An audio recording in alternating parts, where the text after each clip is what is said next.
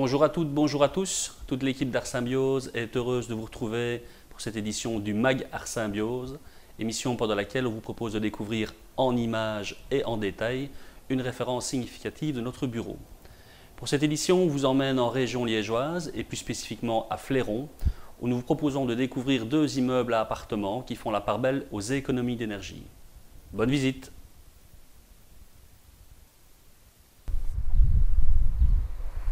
Quand on arrive sur place, un des premiers éléments qui interpelle, c'est le caractère architectural particulier du bâtiment.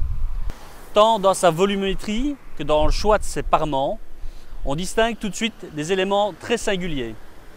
On verra aussi, plus en détail, l'intérêt de terrasses particulières qui permettront au bâtiment, tout au fil de l'année, d'apporter un maximum d'agréments à ses résidents.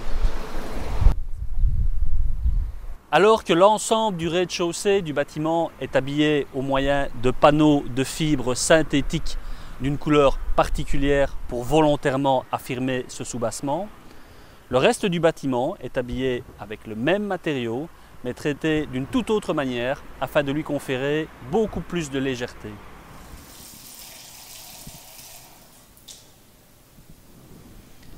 On sait que dans les prochaines années, il sera de plus en plus important de limiter sa consommation en eau alimentaire.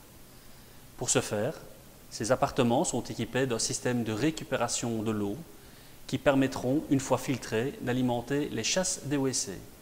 Ce sont ainsi quotidiennement plusieurs dizaines de litres qui seront économisés dans chaque appartement. Réduire sa facture énergétique, c'est aussi diminuer sa consommation électrique. Pour ce faire, cet immeuble intègre sur l'appartement terrasse une série de panneaux photovoltaïques. Leur intérêt sera bien entendu de produire de l'électricité qui servira à réduire la charge des communs, notamment en réduisant le coût du fonctionnement de l'ascenseur, mais également des éclairages communs et extérieurs. L'intérêt de ces panneaux photovoltaïques n'est pas seulement de produire de l'électricité. Ils serviront également de protection solaire. En effet, ils sont montés sur une structure mobile qui, en fonction des saisons, fera varier l'inclinaison des panneaux. En été, cette inclinaison sera très basse, ce qui permettra d'avoir une ombre portée maximale et de limiter tout effet de surchauffe dans l'appartement.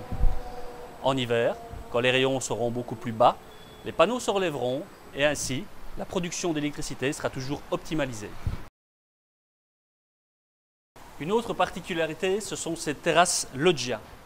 En effet, grâce à des structures mobiles, demi-cylindriques, qui tout au long de l'année pourront s'ouvrir et se fermer. Il sera donc possible pour les résidents de profiter en fonction des saisons d'un espace intérieur agrandi ou d'une terrasse donnant sur l'extérieur. Ce système particulier n'est ni plus ni moins qu'une première en Wallonie. En espérant que vous aurez apprécié cette émission du MAG Arsymbiose, il me reste à vous donner rendez-vous pour cette prochaine édition où nous vous présenterons plus en détail un projet de rénovation d'un ensemble de 130 logements sociaux à Herstal et nous aborderons en détail le principe de l'isolation par l'extérieur. D'ici là, portez-vous bien.